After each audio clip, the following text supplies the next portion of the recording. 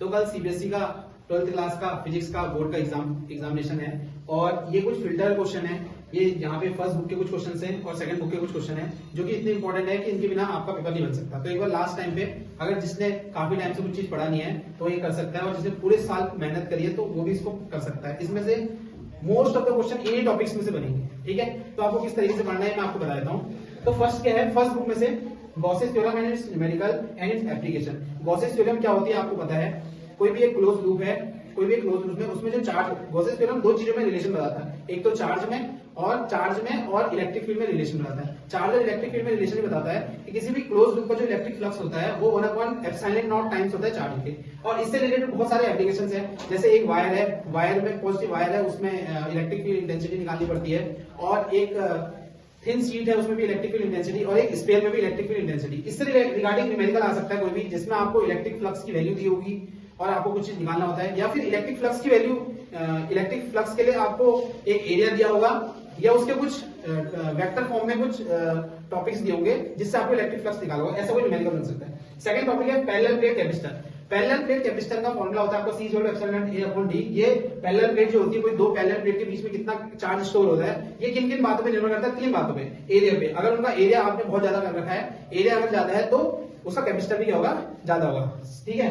अब parallel plate capacitor भी एक इंपॉर्टेंट टॉपिक है। थर्ड है आपका ड्रिफ्ट वेलोसिटी। ड्रिफ्ट वेलोसिटी क्या होता है, ये एक एवरेज वेलोसिटी होती है। इस किसी सिस्टम में, किसी एक कंडक्टर में चार्ज की फ्लो होने की एवरेज वेलोसिटी को हम बोलते हैं ड्रिफ्ट वेलोसिटी। अगर उस सर्किट में हमने करंट फ्लो नहीं करवाया है तो उस समय जो उसकी ड्रिफ्ट वेलोसिटी होती है वो रहेगी 0, और अगर उसमें हमने करंट फ्लो करवाया है तो उस समय उसकी ड्रिफ्ट वेलोसिटी एक एवरेज वेलोसिटी होती है, जिसकी वैल्यू यहाँ पे लिखी है Vd = E/m tau, जहां पे E क्या है, नंबर ऑफ इलेक्ट्रॉन, E है इलेक्ट्रिक फील्ड, m है मास ऑफ इलेक्ट्रॉन, और टॉर्क है आपका ये रिलैक्सेशन टाइम ऑफ जो कोलिजन होता है, दो इलेक्ट्रॉन के बीच का जो कोलिजन होता है उसका टाइम है।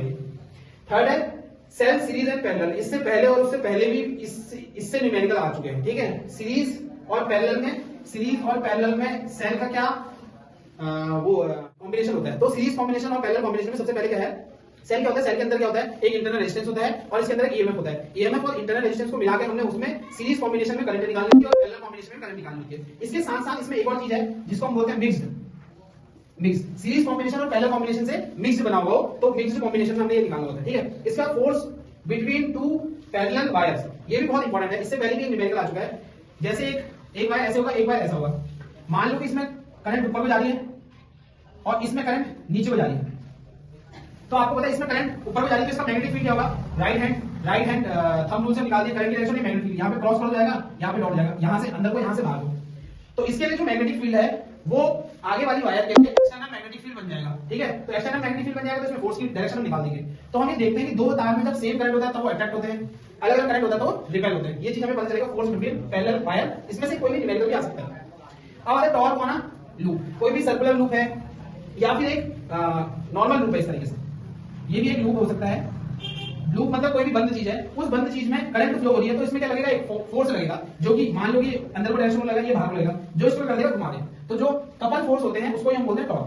अब गैल्वेनोमीटर को कन्वर्जन, गैल्वेनोमीटर को हम, गैल्वेनोमीटर एक डिवाइस होता है जो कि स्मॉल करंट को डिटेक्ट करता है, ठीक है, डिफ्लेक्शन पे काम करता है। तो गैल्वेनोमीटर को हमने कन्वर्जन करना है इसमें वोल्टमीटर में और एमीटर में। गैल्वेनोमीटर को एमीटर में कैसे बना सकते हैं, उसके पैरेलल में एक शंट लगा के बना सकते हैं, और गैल्वेनोमीटर को वोल्टमीटर में कैसे बना सकते हैं, उसके सीरीज में हम क्या करते हैं, एक हाई रेजिस्टेंस लगा देंगे तो ये इसमें बन जाएगा, वोल्टमीटर बन जाएगा। तो गैल्वेनोमीटर से एक न्यूमेरिकल भी आ सकता है, ये बहुत सबसे इंपॉर्टेंट है। ये तो होगी फर्स्ट।